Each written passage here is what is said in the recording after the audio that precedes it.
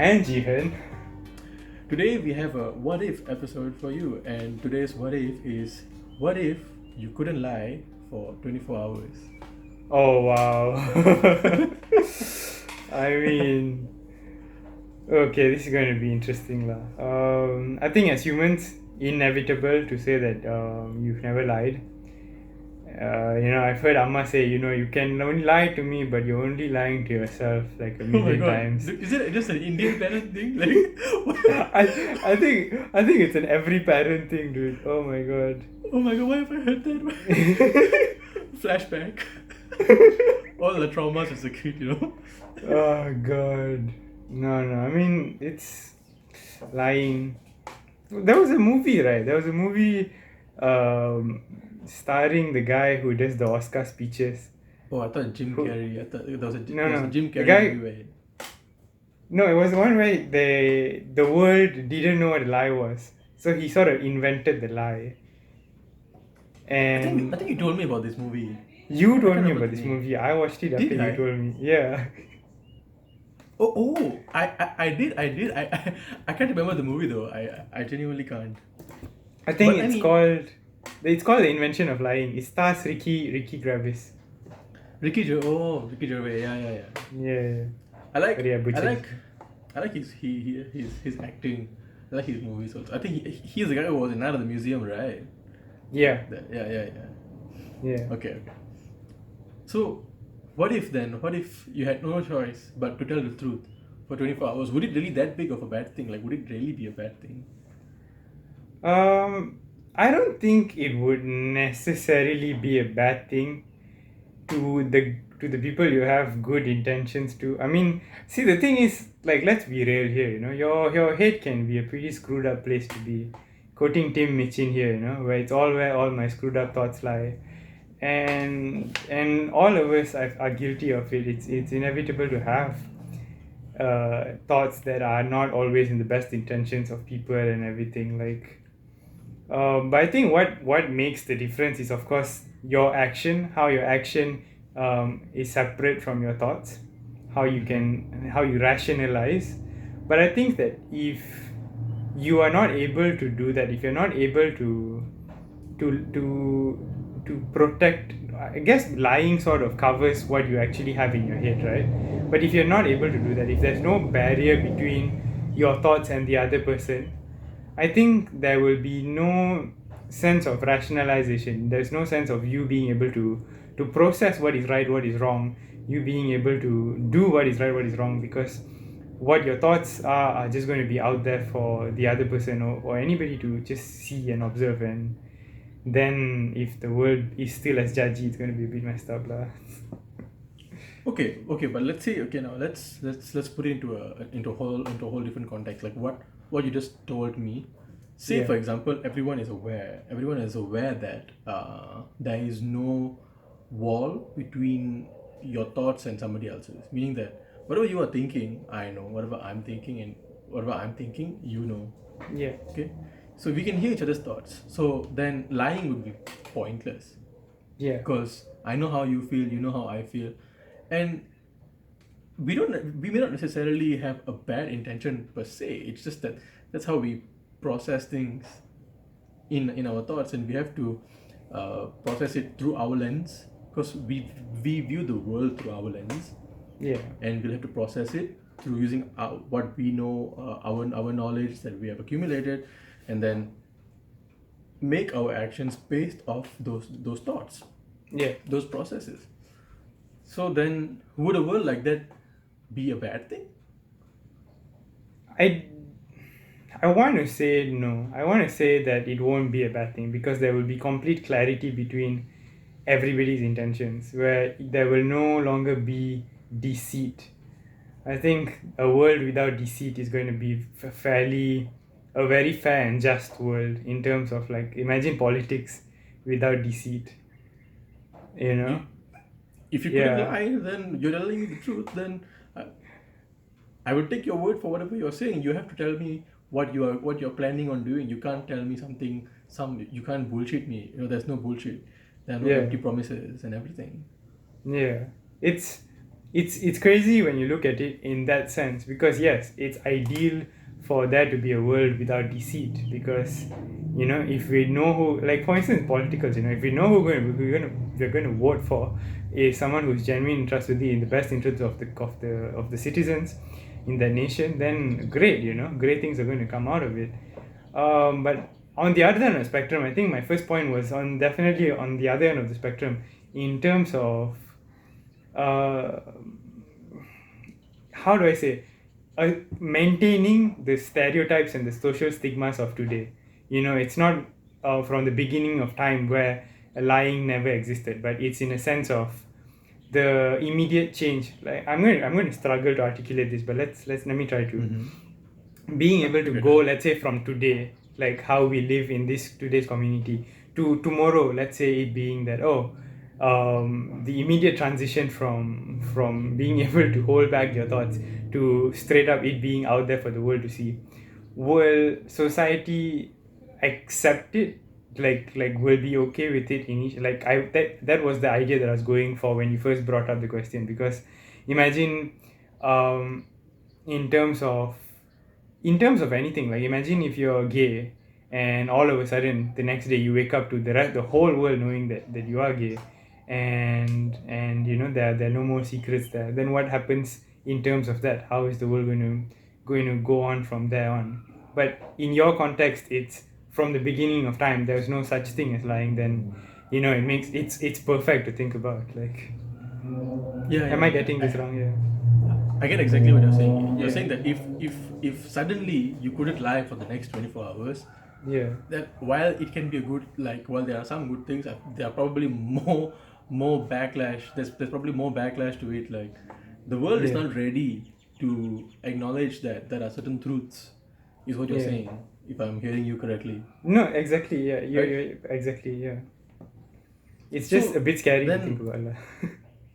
that's that's scary to think, because while our argument is figurative, while our Yeah, discussion is figurative, that is the actual reality of the world right now, that it is not ready for certain truths, that something should be done about it, perhaps. yeah, And I know that there is certain progress. Progress is being made in terms of certain countries are now legalizing gay marriages and all of that. And but there's still a lot more progress that needs to be made. A lot more diversity that has to be acknowledged, in my yeah. opinion, when it comes Honestly, yes. not just in terms of sexuality, but also in terms of gender. Like, there's the thing that really pisses me off is that there are a group of people who want to fight for their rights, Yeah, the right to be who they are, and to be acknowledged for who they are, and to live peacefully as who they yeah, are. But there are, within those groups of people, or people who are fighting each other, there's a lot of combat between, a lot of conflict between different groups in the LGBTQ community. Like, yeah, if you're aware of the politics, then you understand what I'm saying. But what I'm saying is that if we want something for the betterment of one social group, maybe lift each other up, don't put each other down, because yeah. you're only going to hinder the progress that needs to be made. Yeah, it's a good follow up from the previous episode. So when we talked about how the community should focus on lifting each other up instead of dragging people down. I think it's absolutely true. But in coming back to the truths just being revealed, the all knowing becomes like everybody. Like, I think, how do you think, okay, let's try to narrow this down to help the audiences or even myself better understand the situation. Let's think of it in Hmm. terms of a person, like, let's just say a millennial. Hmm. We're growing up, there are a lot of things on the internet that we see and that we think, and sometimes you have these screwed up thoughts that go on. But imagine those screwed up thoughts being revealed to the person that that you think of. I can't help but have a real talk here. Sometimes you think, you end up thinking negatively about something, and you can't help that your mind goes there sometimes. Hmm. What makes the difference, of course, is your actions. But imagine there being the next day when you wake up, and all your screwed up thoughts are out there, and people are just going to come at you, with all hail fury. But at the same time, I suppose they the person coming at you will also have their screwed up thoughts put out in the world as well. So it's like you can't call me dumb because you're just as dumb, sort of an argument, you know. Like, There is a Black Mirror episode, right? There's a Black Mirror episode, if I'm not wrong, that reveals their people's internet search history or something like that lah. Like that doesn't matter, but there's this tension. But going back to what we're talking about, you are right in saying you're right in saying your point that people are going to get offended by your thoughts. yeah, There are things that we think about that sometimes we can't control, and it is your actions based off those thoughts that matter. yeah, You can't always control your thoughts, and this can bring about a whole other argument, a very serious argument, in fact, when it comes to the punishment of certain actions, of certain yeah. acts, Offenses, uh, offenses with regards to the law, right? yeah, And for example, people who engage themselves in the act of pedophilia, for example. yeah, So we know that it is not right. We know that it's not right for you to engage in the act of pedophilia with someone from a certain age group, yeah, and the law has taken measures to prevent that from happening. yeah. Okay, but for the sake of argument, what if you're a person who has those thoughts, does not act on those thoughts? Are Yeah. you still in the wrong if you have not acted on those thoughts? Exactly.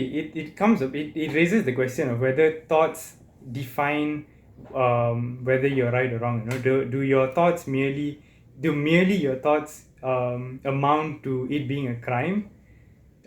Does holding back your thoughts make you well? And if you get into that, then all of a sudden you will see a rise of the importance of going for therapy and speaking to professionals about this. Mental health becomes Yeah. very important, Very, because in fact, I'm sorry to interrupt, but the importance of all of this, the importance of mental health has to be addressed right now, because that's the reality of the world. You know. yeah,